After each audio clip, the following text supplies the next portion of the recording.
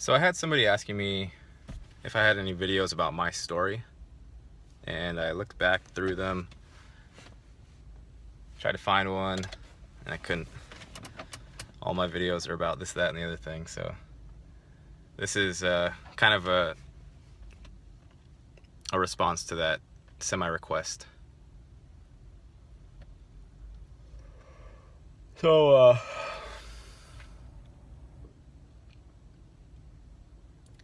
So I faded in around 5 years old, and it was exactly that. I was describing this to somebody else.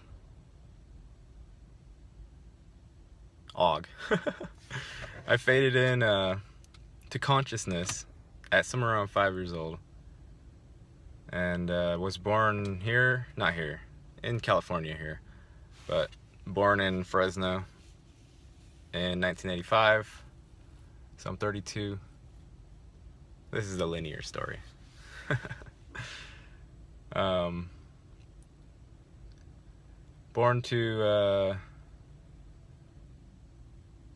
into a growing family, which turned into eventually 11 altogether, so 2 parents and 9 kids. And we range in age currently from somewhere around 19, 20 to nearly 40. I know most of their ages generally. I know almost all the birthdays. But yeah, there's 5 boys and 4 girls. So from my perspective, it's 4 brothers and 4 sisters. All no adopted. It's all same parents. Yeah,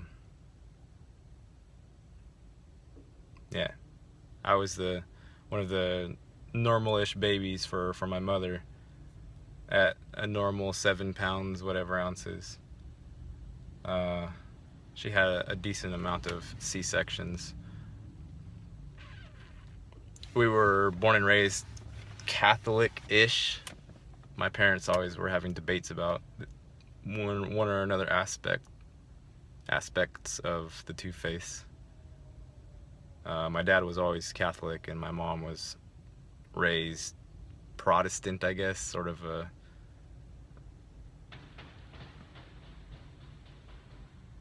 what could be called that was weird. I just saw something fly out of the sky and make some popping noises. It looked like a shooting star or a meteor or whatever, but it was too small, so it looked kind of like a firework dropping from the sky. Very strange. Where was I?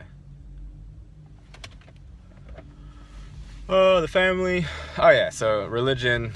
My mom, I guess, converted to Catholicism, and that's where they both remain. My dad is more of a purist Christian, where he's much more flexible now. He wasn't before, but he's mellowed out a lot, and he's more accepting. My mom wouldn't say this, but they're also apart now, so she has a bit of a chip sitting on there. I never took to the faith. Not really. I tried when I was younger. Tried praying, I went to church a lot, and didn't really ever take.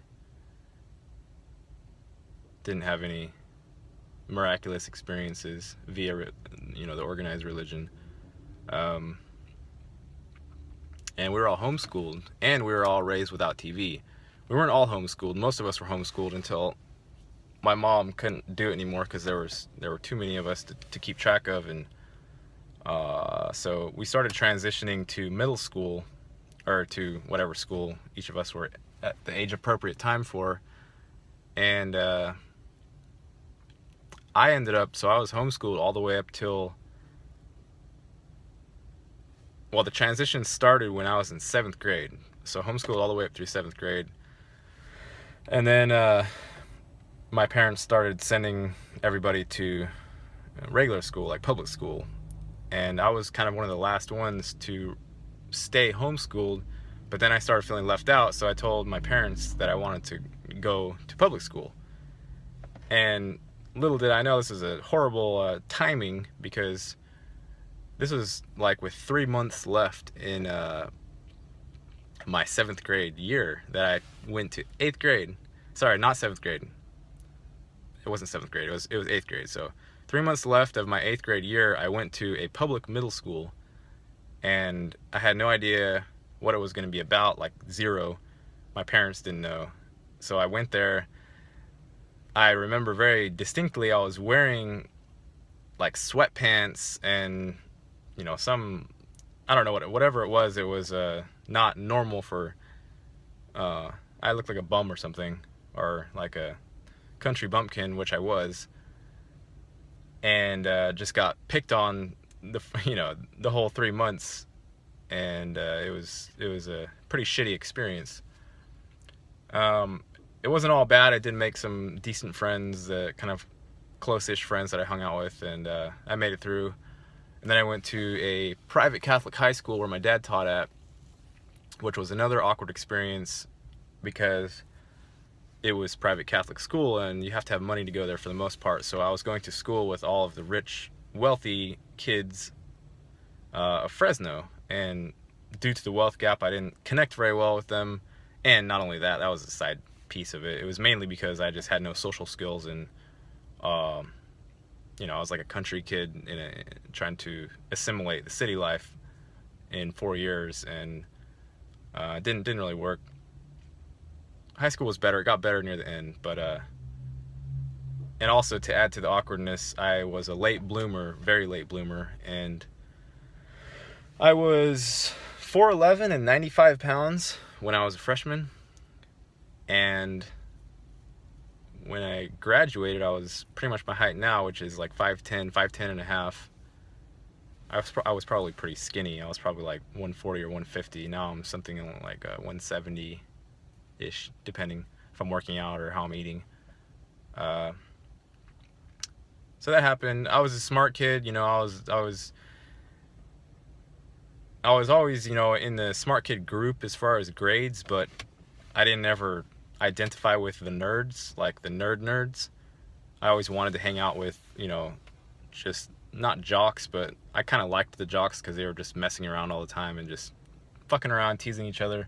So I kind of like semi morphed into that group my senior year, because I stopped doing cross country and track because those were kind of nerdy ones, and I didn't really want to be there anymore, and I was kind of tired of running. So my senior year, I joined the volleyball team, and for some reason all of the football kids and the basketball kids joined volleyball at the same time I did. So I started kind of hanging out with them and vibing with that group, and it was fun. It was cool because it was just like kind of like how I like now when I hang out with my brother or friends or whatever, closer friends, then we're just like messing around and teasing each other the whole time, not taking stuff seriously, which is where I'm in my element. I'm not a really super serious guy, even though my videos may seem like that. There is serious aspects to me and to this place, but I'm not serious most of the time. Pretty lighthearted and pretty jovial most of the time, if I'm not just like meditative state and unaffected by everything, which is actually, that's my main state, but I enjoy the joviality. I was born into a relatively famous family. Warmerdam, it used to be Van Warmerdam. When whoever came over on the, I don't know what that ship was. That's all history. Who knows what that stuff is. But my grandpa is Dutch Warmerdam, and that's why we're semi-famous, because he currently, he did this in the mid-40s during World War II. He currently holds the world record for pole vaulting with a bamboo pole, which they stopped using altogether in mid-1940s, and they transitioned to fiberglass. So the record that he holds is something like 15.5, something like that. And he was way ahead of everybody else in his time, and nobody has ever beat him because they stopped using bamboo poles. I don't know how easy it would be to beat him even if they started again now. I'm sure it was difficult. I'm sure it would be difficult, but so we have the track and field, the stadium, or yeah, the track and field stadium with the track at Fresno State is named Warmerdam Field after him, and he also taught there for a little while. So we have a bunch of athletes in the family, not super athletes like him, but we're a pretty athletic sort of group. Always, you know, we don't have obesity or too much sickness in the family. We kind of tend to stay lean. So that's that. It's kind of a cool story. He had Alzheimer's most of the time that I knew him, and he was just a sweet, you know, very unassuming guy. Even when he was breaking records, my dad said he never was prideful or bragging. It didn't even really affect him, the fact that he was doing it. He liked being good at what he did, and that was that. And that was before, you know, before world record holders were paid exorbitant amounts of money like they are now. So he didn't make money off of it really, but he did leave that sort of legacy.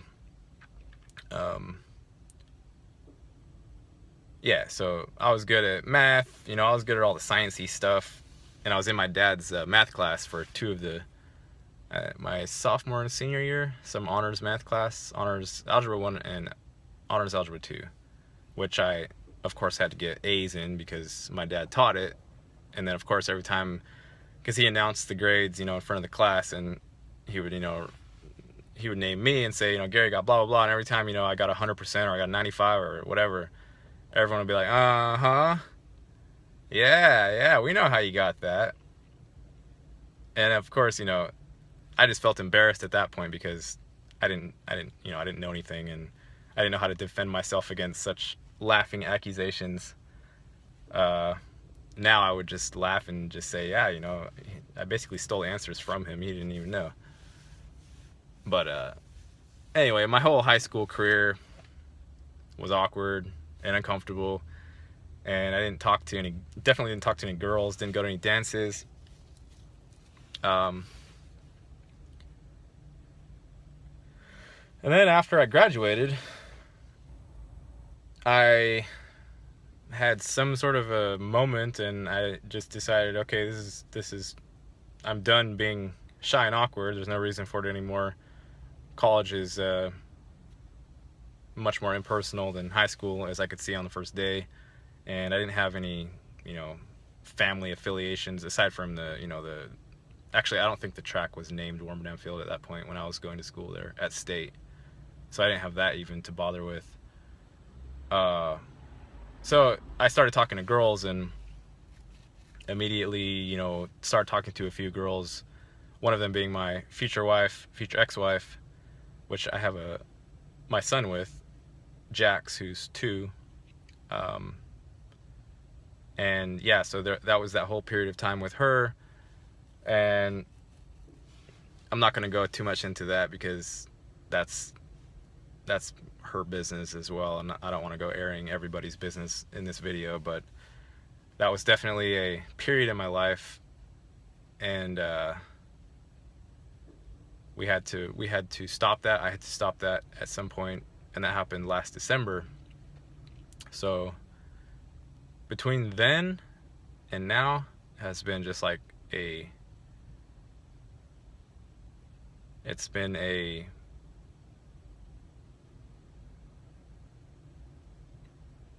rocket ship of change. It's just been change after change after change. But the whole time I've been pretty unaffected by it. I've been the center of the storm. I've been the observer with this whole thing, and that's how I remain now. That's how I stay sane with all this, and it's beginning to become fun, actually. Aside from our whole situation here on the plane, with, you know, just the crazy shit that's everywhere, and the sleepers versus the awake, and economic systems, you know, just everything, all of the external stuff is just bonkers. So but yeah, and I'm also really enjoying the YouTube stuff. I really enjoy making videos and just being able to be myself and be honest and give things how I feel rather than how somebody's telling me to. And I'm really enjoying having people reach out to me and interacting with the awakened ones. Talking with Og was amazing. That was just, it was very nice to talk to somebody like him. I really like connect with him. And the story of how I first heard about him, I didn't go searching him out or anything. I didn't know he existed. And I was listening to, I fell asleep in the car, sleeping in the car like I always do in San Francisco. Fell asleep in the car listening to some YouTube video. I don't know what it was. But while I was asleep, you know how YouTube videos, if you just let them go, then it will just queue up like what it thinks you like, and it will keep running through those. And apparently it queued up Devin Maggi because I was listening to some of his stuff, and you know, he's connected with all of the Shambhala, the inner earth, the flat earth, the whatever, all that stuff. And so I woke up, like semi-woke up during the middle of the night listening to him talk to this guy, and I was like, okay, he has a guest on the show, and I was kind of half listening to it, and just listening to this guy he's talking to, I started waking up a little bit more. I was like, oh, you know, he sounded like I connected with him immediately.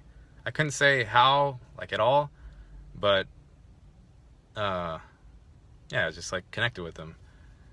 And I checked out, like, and then I fell asleep during that.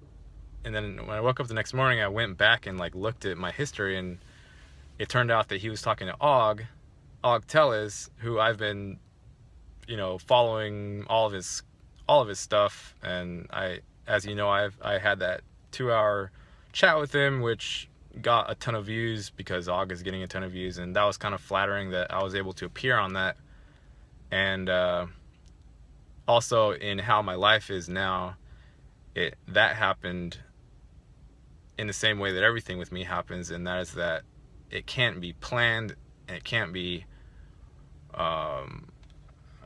I can't get egotistical about it. Just like everything, I can't do that. And that's the only reason it happened, as far as I can tell. And it's still a mystery to me, like what exactly it was, or what it meant, or really how I'm connected to Og, how I'm connected to these projects he's talking about, because he says that everything here in the plane is a product of the projects, because it's a simulated civilization test thing, and which means I'm intimately involved with the projects as well. It's just I have no memory of it. So I'm like flying by the seat of my pants with all this stuff, and just following my heart and my intuition, and connecting with true source and following guidance from that. And that's just really, that's all it is. It's nothing special. I'm not affiliated with any groups. I've never been able to be affiliated with any groups. With every single group I've ever joined, I always had to stop. Every single one, even like groups of people, everything. Like the only other group I haven't had to stop being in was my fraternal, or my organic family that I was born into. That's the only one. Everything else has fallen away. Everything, and that's how it is. So that's how my life goes, and I'm enjoying it. Like I'm at peace with what's going on, and I trust the universe. I trust Source. I trust the people that I communicate with, and each day is it's an exploration. Every single interaction I have with people is exploring. It's all exploring, curiosity. You know, playing. It's dancing.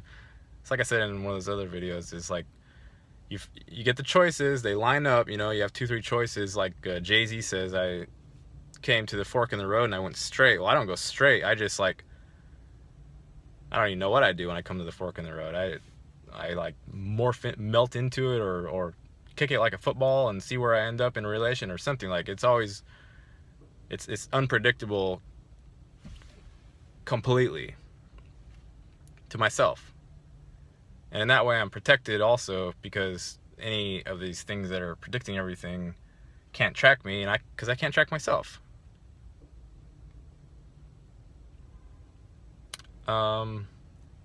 Yeah, so that's the linear storyline so far as I can remember. Spiritually, yeah, that's pretty. I keep it as pure as possible. I keep everything about me as pure as possible, including the vices that I have, because I have some vices, and as well, I don't set myself as adversary to any of the vices or any of the good stuff, and so I keep my emotional level for the most part. And like, I heard this analogy one time. You have birds in the water, like ducks, and they get in little tiffs, smack each other with the wing, like give a bitch slap with the wing.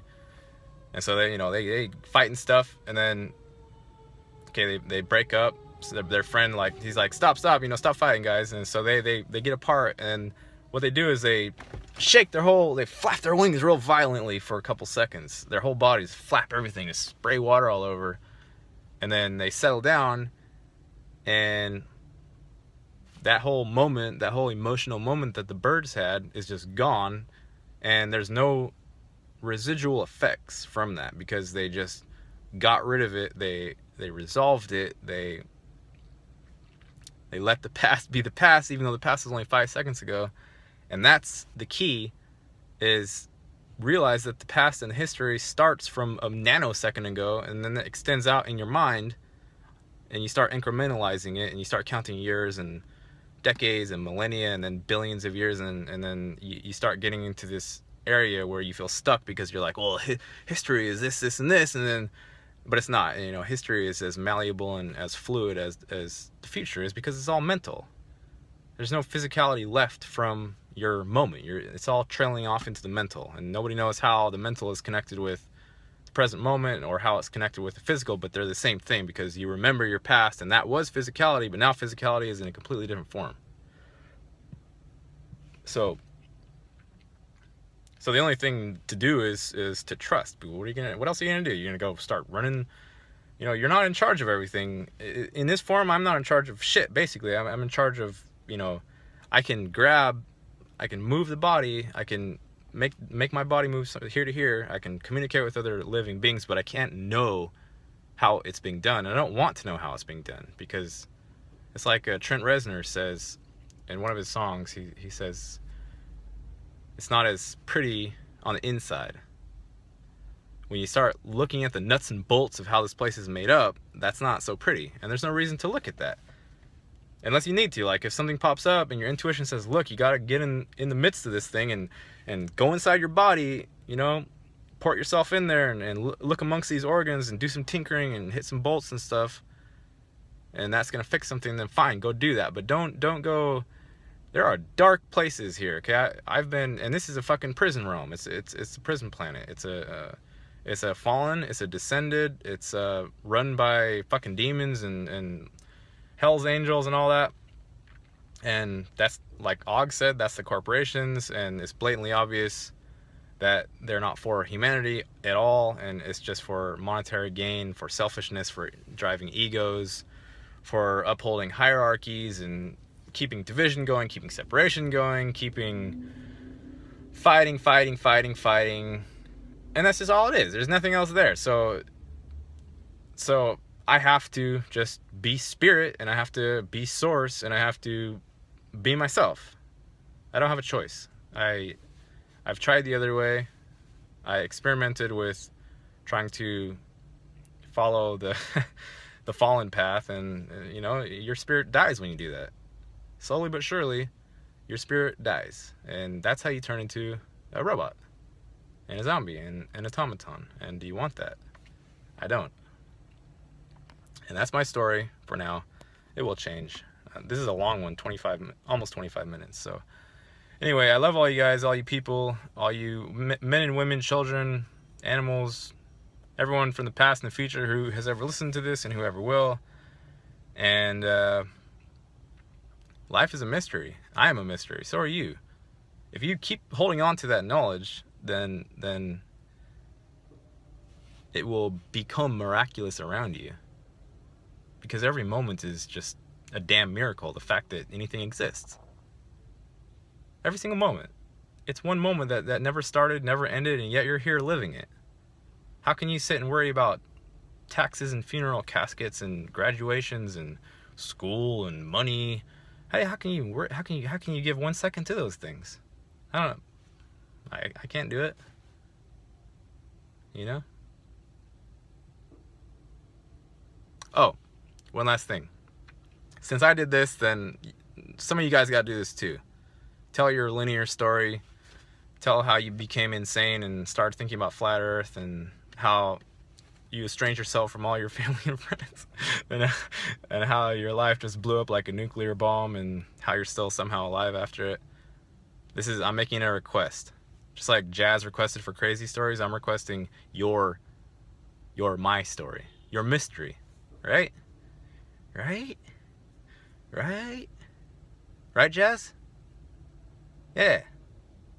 Congratulations, you made it to the end. Bye.